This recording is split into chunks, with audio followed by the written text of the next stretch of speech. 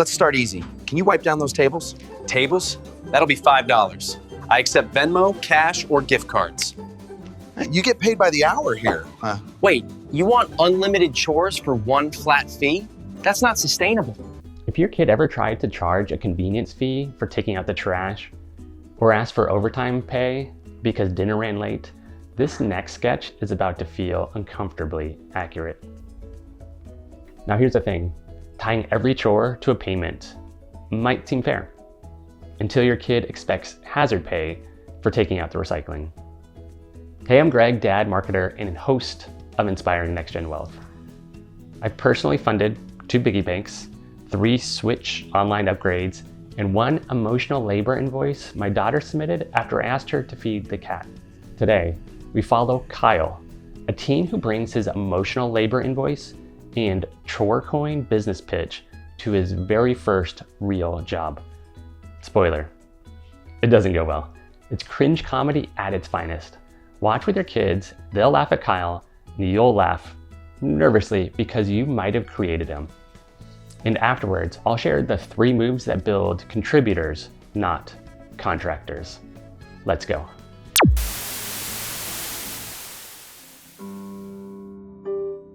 Contribution comes before compensation.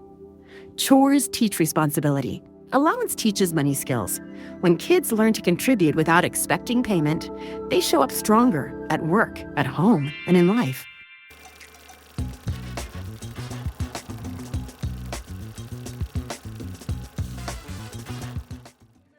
All right, Kyle, welcome aboard. First job? First official job.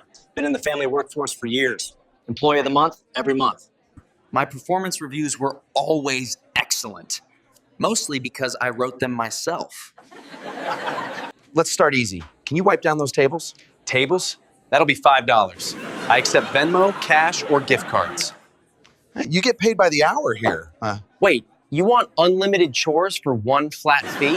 That's not sustainable. No, it's called a job. Okay, cool. What's the per task rate then? So like $1 per fry flipped? Or is there a Tiered incentive structure. It's your first day and I already need a vacation.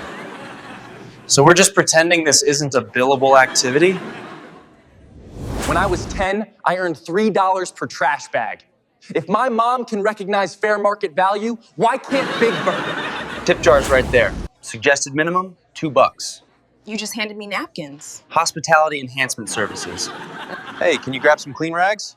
Sure. That's $3 for procurement, $2 for delivery. Want express or standard? Should I send you a Venmo or just invoice you?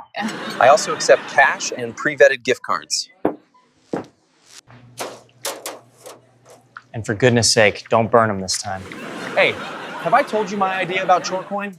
Do I have to Venmo you first? Funny you say that because it could integrate with ChoreCoin. I'm asking for $500,000 in exchange for 10% of my startup.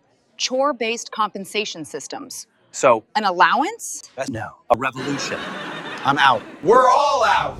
Kylie, what are you doing? I'm so sorry. Don't tell my mom. Go hand out napkins, quietly, for free. Kyle, listen, this isn't home. Nobody's paying you per chore. You do the work because it's part of the team. So you just want me to contribute without immediate payout? This environment is not conducive to optimized monetization strategies. This place is toxic. Kyle, do you hear yourself? I sound like someone with boundaries and a plan. I'm not sure this is working. Wait, do I still get allowance for showing up today? From who? Your mom? Yes. What about- Yes. Us. Get out. Hear yourself? This place is tox. The mic agrees.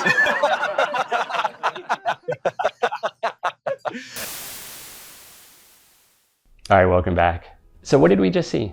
Kyle brought a Venmo mindset to his first job and crashed harder than his NFT of the family vacuum chore chart. But here's the thing, Kyle didn't invent that mentality all on his own. Someone taught him that contribution always equals compensation. And honestly, that someone might have been us. He probably learned at home where every chore became a transaction and contribution was always tied to compensation. This setup programs kids for disappointment in the real world. And I get it, the impulse to pay kids for chores, it just makes sense, it feels fair. it feels like we're teaching work ethic, but the research tells a different story. Ron Lieber, in The Opposite of Spoiled, argues that allowance should be a tool to practice money skills, not a paycheck for just being alive. When you tie every task to $1, kids start thinking all effort deserves money, and they become tiny mercenaries instead of team members. In the book, The Millionaire Next Door, researchers found that kids who grow up helping because they're part of the team, not because there's a payout, actually develop stronger work ethics and better financial habits. They learn that contribution isn't a transaction, it's what decent humans do. Okay, next, the intrinsic motivation, or the self-determination theory. Researchers found that intrinsic motivation shows something crazy. When you add cash rewards to tasks, you actually kill your child's natural desire to help. They stop doing it because it feels good to contribute and start doing it only when there's money on the table. We're accidentally training them to ask, what's in it for me, before every single task. Okay, next. Daniel Kahneman's principle of what you see is all there is applies perfectly here. If all your kids see is every task tied to a payout, they're not learning responsibility. They're learning to be freelancers in their own home. And that doesn't really translate to the real world, where your boss won't Venmo you for showing up on time. Okay, so what can we do about it? Try this parenting takeaway called the Contributor, Not Contractor Toolkit. 3 simple moves that actually work. Number 1, separate chores from allowance. You can say, we all help out because we're a family, and you get an allowance to practice saving, spending, and sharing. 2 different muscles, both important. Okay, number 2, give a job offer for extras. If they want more money, that's great.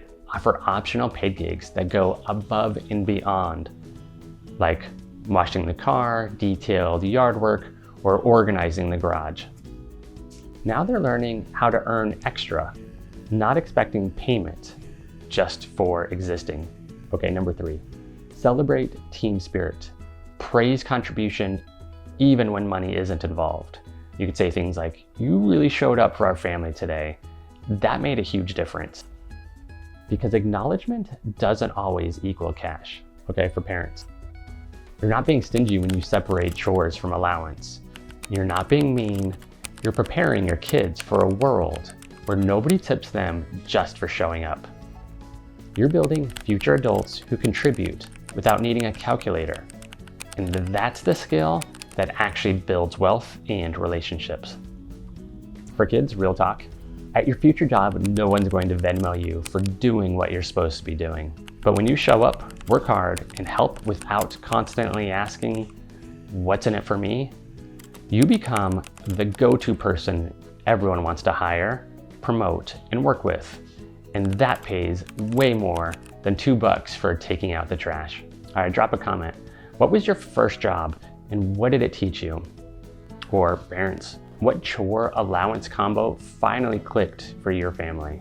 Okay, Kyle learned contribution matters more than compensation. But here's the next challenge. Once kids do have money, how do they decide what's actually worth buying? Next time we're going shopping with villains, yes, actual villains, and they battle over wants versus needs, and it turns out even the undead need a budget. And the lesson? Surprisingly useful for the living. Thank you so much for watching, and I'll see you on the next one.